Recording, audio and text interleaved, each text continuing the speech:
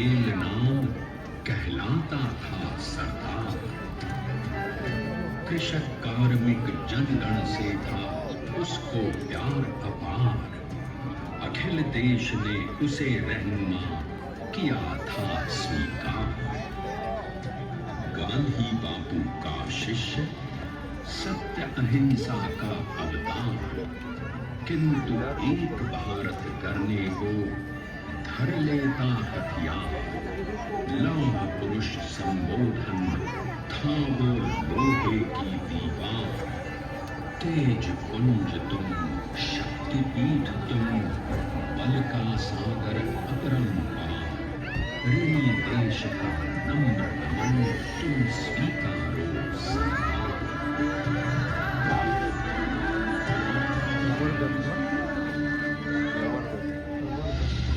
1857 में अंग्रेजों को ललकारने वाले पहले स्वतंत्रता संग्राम के एक सक्रिय सिपाही थे झवेर भाई पटेल। करमसद गांव के इस बहादुर देशभक्त किसान और उनकी पत्नी जाटभाई के 5 बेटों और एक बेटी में से चौथे पुत्र थे वल्लभ भाई। बालक वल्लभ ने करमसद के बाद नडियाद से अपनी हाई स्कूल की शिक्षा पूरी की। फिर 13 साल की उम्र में उनकी शादी भी हो गई, छोटी सी झवेर बाई से। 2 बच्चों, बेटी मणिबहन और बेटे डाया भाई को जन्म देने के बाद झवेर बाई असमय ही चल बसी। सदी बदलने और 20वीं सदी आने पर उनका जीवन भी एक चमत्कार की तरह बदला। रीडर का इम्तिहान पास करके वो वकालत करने लगे। पहले गोधरा, फिर आनंद और उसके बाद अहमदाबाद में। मगर जल्द ही वकालत छोड़कर वो बैरिस्टर बनने की इच्छा से इंग्लैंड चले गए। लंदन में बैरिस्टरी में अव्वल आने और वजीफा जीतने वाले वो अनोखे भारतीय थे।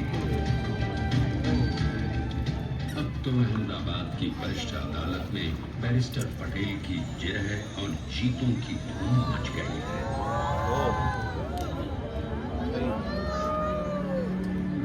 तभी एक युग पुरुष ने वल्लभ भाई के जीवन की धारा ही बदल दी। दक्षिण अफ्रीका में सत्याग्रह के अहिंसक अस्त्र से गोरे शासकों को सबक सिखाकर भारत वापस आए बैरिस्टर मोहनदास करमचंद गांधी से मिलकर वल्लभ भाई ने अपने कुछ वर्षों से सीखे विदेशी व्यवहार और संस्कार हमेशा के लिए त्याग किए और अब वो अपने खेड़ा के किसानों को हक दिलाने के लिए बापू के साथ आंदोलन में कूद पड़े। अब उनके पैरों में जूते नहीं, गांव की धूल थी। हृदय में भारत भूमि की शस्य श्यामला धरती।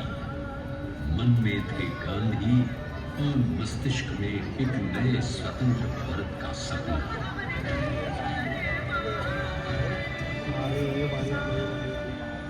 तभी बारडोली के मजबूर मजलूम किसानों की यातना का समाचार उनके पास पहुंचा।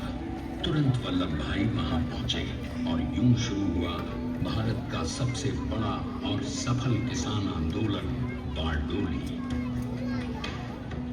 वल्लभ भाई ने बारडोली के 87,000 किसानों को ऐसा अटल, अडिग, अचल मनोबल दिया कि अंग्रेजी सरकार हिल गई और 1 बरस के बाद उनका लगान माफ कर दिया गया। अब तो पूरे देश में लोग वल्लभ भाई के नाम की कस्में खाने लगे। स्वयं महात्मा गांधी ने कहा, अब वल्लभ भाई मेरे शिष्य या साथी नहीं, सारे देश के सरदार हैं और देश को मिल गया एक अनोखा असरदार सरदार।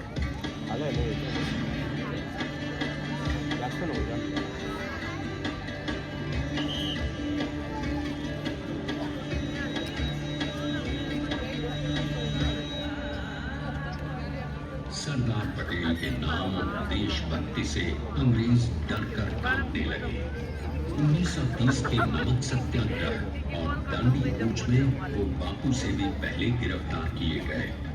तो सन 1932 में फिर उन्हें बापू के साथ ही जेल में 2 सालों के लिए डाल दिया गया।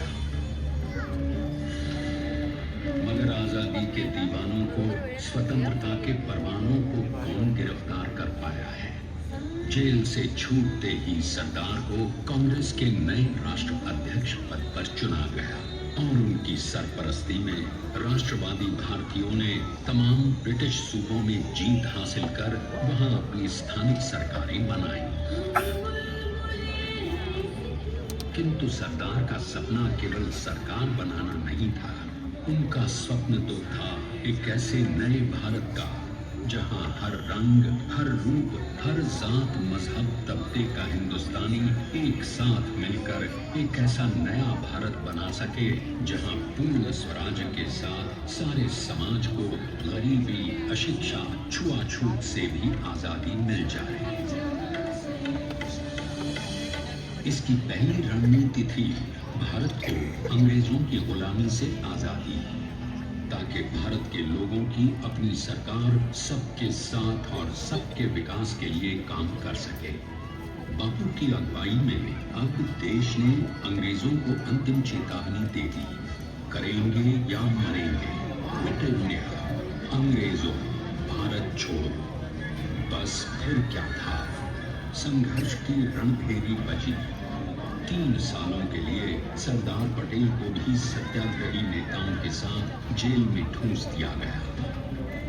2 सालों के बाद अंग्रेजों को बापू के सभी शिष्यों और साथियों को छोड़ना पड़ा।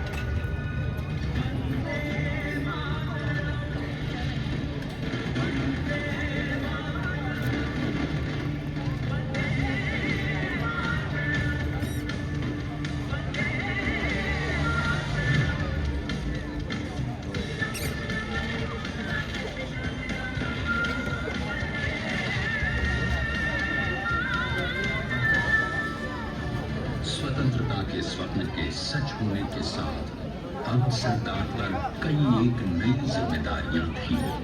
आने वाली आजादी की तैयारी और एक नए भारत के लिए नए लोकतांत्रिक संविधान की संरचना। जैसा उनके साथियों ने खुद कहा था,